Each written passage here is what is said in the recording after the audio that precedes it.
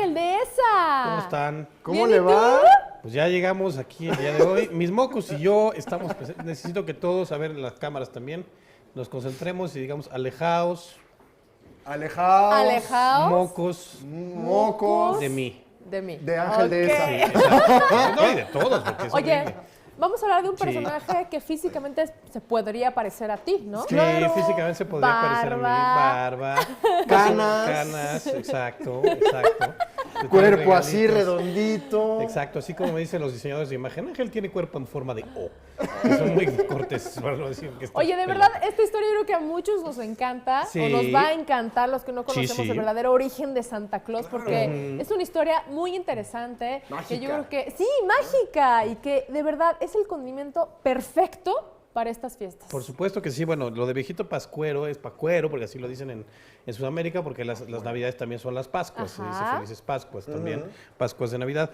Y bueno, su historia de su origen tiene relación con San Nicolás de Mira, que es un obispo cristiano que vivió en lo que ahora es Turquía, en la península de Anatolia. Ok. Y bueno, fue hijo de una familia muy acomodada y vivió en el siglo IV y tiene más de 2000 templos de tributo para él en todo el mundo. ¿De Hay muchas verdad? iglesias de San Nicolás, hay más no de Santa Claus, Sí, al San no. Sí, Nicolás claro, de como San tal. Nicolás.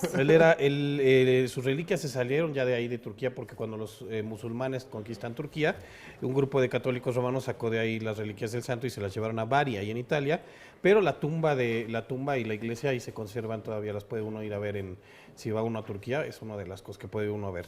Era hijo de una familia acomodada y era como muy sencillo, como le gustaba servir a los demás, y no se decidía, era como muchos, no se decía, ¿qué carrera hago? Mi papá quiere que sea comerciante como él, pero mi mamá quiere que sea sacerdote, como mi tío, como su hermano, ¿no? Ya ven que así pasa.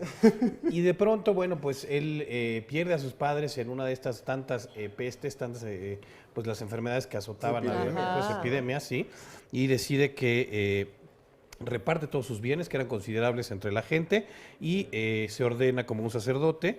Y bueno, ahí hay ya en torno a él muchas historias de milagros para con la gente pobre. Y bueno, tal fue su admiración que se convirtió en santo patrón de Grecia, Turquía, Rusia y Lorena, ahí Oye, en pero Francia. no tiene nada que ver la imagen de este santo con lo que conocemos ahora como Santa Claus. Sí, ¿verdad? bueno, primero dicen que la parte de repartidor de obsequios es que alguna vez, cuando supo que una familia, 3 niñas no tenían recursos para casarse, acuérdense que entonces para cuando se casaban las mujeres tenían que dar la dote, háganme el favor, aparte de darle a la niña, te pago para que te la lleves. Bueno, así era en ese entonces.